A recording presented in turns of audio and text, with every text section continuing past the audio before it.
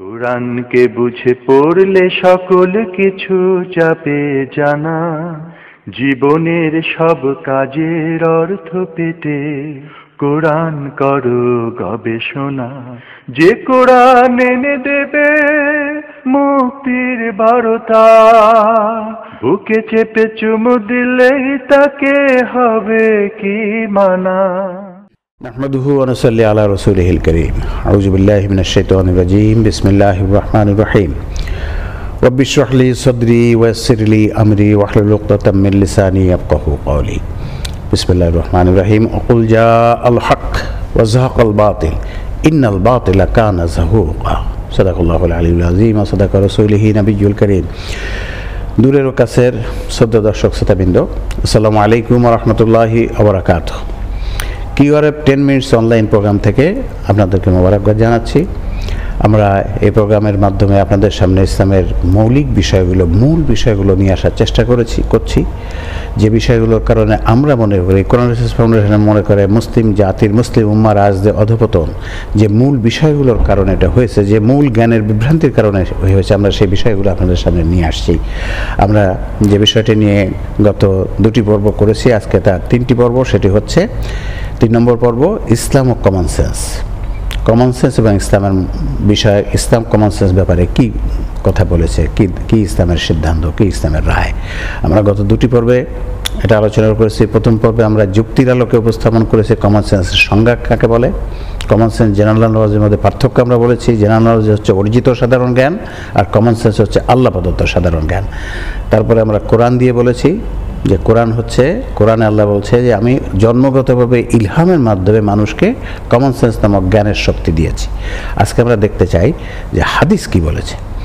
কোরআনে ওই কথা বলেছে যে কমন সেন্স উৎকর্ষিত হয়, অবদমিত হয়, অর্থাৎ কমন সেন্সটা হচ্ছে সাধারণ জ্ঞান, অপ্রমাণিত জ্ঞান, প্রমাণিত নয়। আজকে আমরা দেখব হাদিস কি বলে, কমন সেন্স সম্বন্ধে হাদিসে কোনো তথ্য আছে কিনা আমরা সেটা দেখতে চাই। হাদিসে থাকবে কি না থাকবে, কোরআনে যা আছে তা হাদিসে অবশ্যই থাকবে। কারণ আল্লাহ রাব্বুল আলামিন সূরা নাহলের 44 নম্বর আয়াতে বলছেন, ওয়ানজালনা ইলাইকা যিকরা লিতুবাইয়িনা লিন-নাসি মা নুযিলা ইলাইহিম।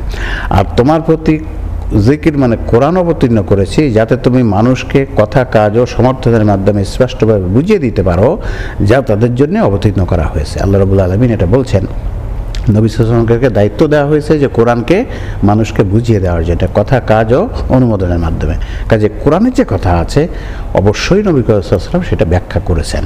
আল্লাহ রাব্বুল আলামিন আবার বলছেন যে কোরআনের বিপরীত কথা রাসূল সাল্লাল্লাহু আলাইহি ওয়াসাল্লামের কথা হতে পারে কিনা, সেটাও হতে পারে না। কারণ দেখেন কোরআনে বলছে সূরা হাক্কার 44 থেকে 47 নম্বর আয়াতে, ওয়ালাউ তাকালা আলাইনা বাদাল আকাবিল লা আখাযনা মিনহু বিল ইয়ামিন সুম্মা লাকাতানা মিনহুল ওয়াতিন ফামা মিনকুম মিন আহাদিন আনহু হাজিজিন।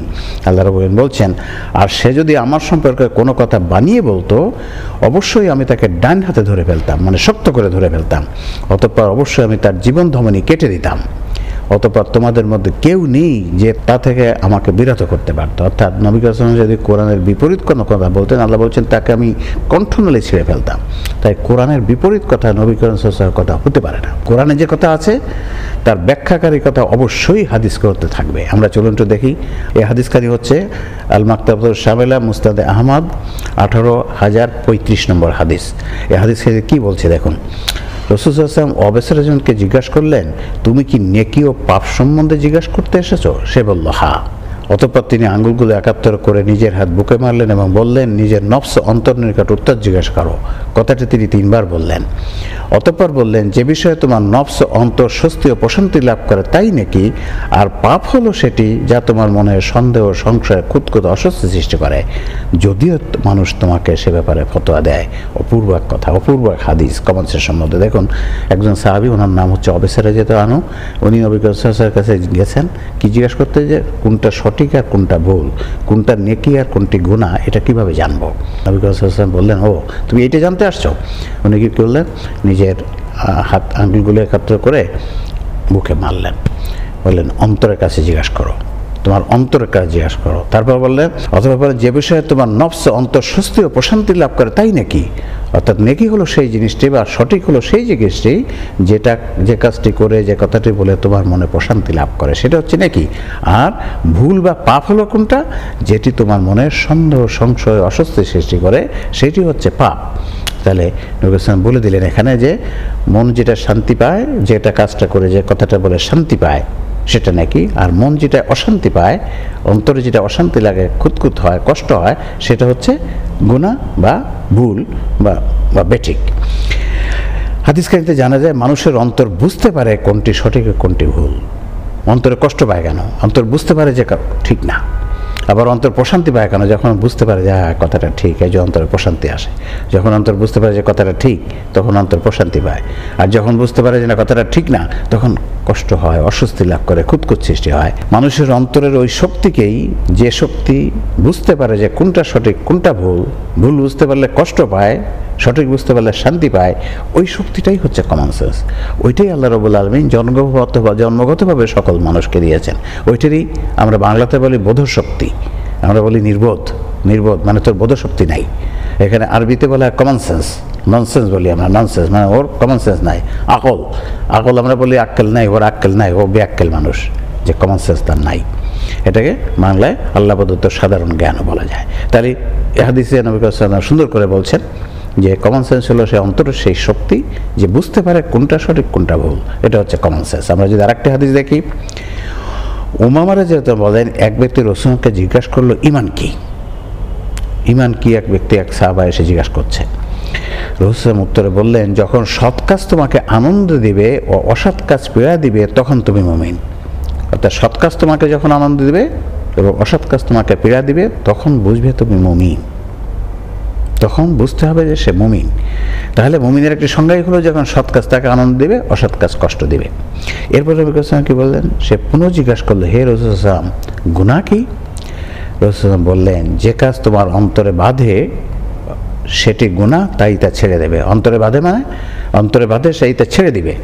তাহলে এখানে রাসূল সাল্লাল্লাহু বলে দিলেন, নবী সাল্লাল্লাহু আলাইহি বললেন যে অন্তরে যেটা বাঁধে সেটা হচ্ছে গুনাহ, সেটা হচ্ছে ভুল, এটা হচ্ছে বেঠিক। তাহলে দেখা যাচ্ছে নবী সাল্লাল্লাহু আলাইহি ওয়াসাল্লাম এখানেও একই কথা বলছেন যে অন্তর বুঝতে পারে, অন্তরে যেটা বাঁধে কি, অন্তর বুঝতে পারে যে অন্তর কষ্ট পায়, অন্তরে খারাপ লাগে যে কাজটা করলাম কিন্তু কাজটা ঠিক হলো না, কথাটা ঠিক হলো না। তাহলে এখানেও নবী সাল্লাল্লাহু আলাইহি ওয়াসাল্লাম বলে দিলেন যে অন্তর বুঝতে পারে যে কোনটা সঠিক কোনটা ভুল, কোনটা সঠিক কোনটা ভুল। এটাই হচ্ছে আমাদের বোধশক্তি বা কমন সেন্স বা আকল। তাহলে আমরা বুঝতে পারলাম যে নবী সাল্লাল্লাহু আলাইহি ওয়াসাল্লাম তার হাদিসের মাধ্যমে সুন্দর করে ব্যাখ্যা করে দিয়েছেন যে কোনটা সঠিক আর কোনটা ভুল, এটা বোঝার যে ক্ষমতা আল্লাহ রাব্বুল আলামিন আমাদেরকে দিয়েছেন সেটাই হচ্ছে কমন সেন্স।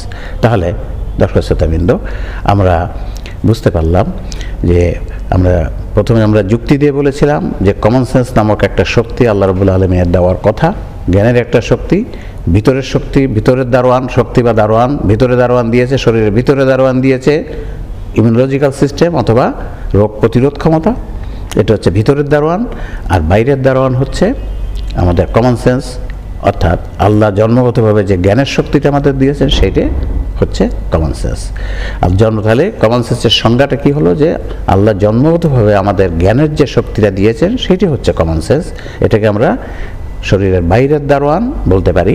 এটি আল্লাহ রাব্বুল আলামিন আমাদেরকে বলেছেন যে কোরআনের সেই সূরা আশ-শামসের 7, 8, 9, 10, 7 থেকে 10 নম্বর আয়াতের মধ্যে বলেছে ফাআলহামাহা ফুজুরাহা ওয়া তাকওয়াহা, আমি প্রত্যেক মানুষকে ইলহামের মাধ্যমে এই শক্তিটা দিয়েছি। তাই আমরা তাহলে নিশ্চিতভাবে বলতে পারি কোরআন হাদিস এবং সুন্নাহর আলোকে আমরা বলতে পারি যে আমাদেরকে জন্মগতভাবে ইলহামের মাধ্যমে জ্ঞানের যে শক্তিটা আমাদেরকে আল্লাহ রাব্বুল আলামিন দিয়েছেন, যা দিয়ে আমরা ভুল এবং সঠিক পার্থক্য করতে পারি, সেটি হচ্ছে আমাদের কমন সেন্স। এবং এটা হচ্ছে সাধারণ বা অপ্রমাণিত জ্ঞান, এটা প্রমাণিত জ্ঞান নয়। কোরআন সুন্নাহ হচ্ছে প্রমাণিত জ্ঞান আর কমন সেন্সটা হচ্ছে অপ্রমাণিত জ্ঞান।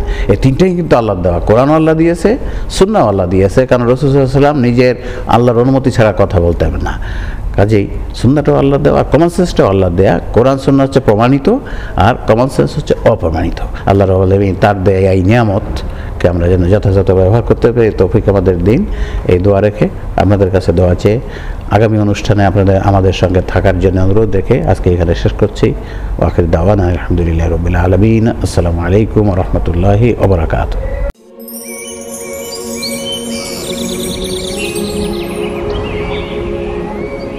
যে কোরআন হাতে নিয়ে মুসলিম জাতি পৃথিবীতে শ্রেষ্ঠ ছিল, সে কোরআন অবিকৃত আছে, কিন্তু মুসলিম জাতি আজ চরমভাবে অধঃপতিত। এটি প্রমাণ করে মুসলিম জাতি ইসলামের মূল জ্ঞান থেকে বহু দূরে সরে গেছে। কোরআন রিসার্চ ফাউন্ডেশন জ্ঞানের সেই ভুলগুলো সংশোধনের সর্বাত্মক চেষ্টা চালিয়ে যাচ্ছে। অন্য কোনো প্রতিষ্ঠান এটি করছে বলে আমাদের জানা নেই। তাই আপনার জাকাত ও অনুদানের মাধ্যমে এই মহতি কাজে শরিক হন। কোরআন রিসার্চ ফাউন্ডেশন, MSA 711, ইসলামী ব্যাংক, মগবাজার শাখা, ঢাকা।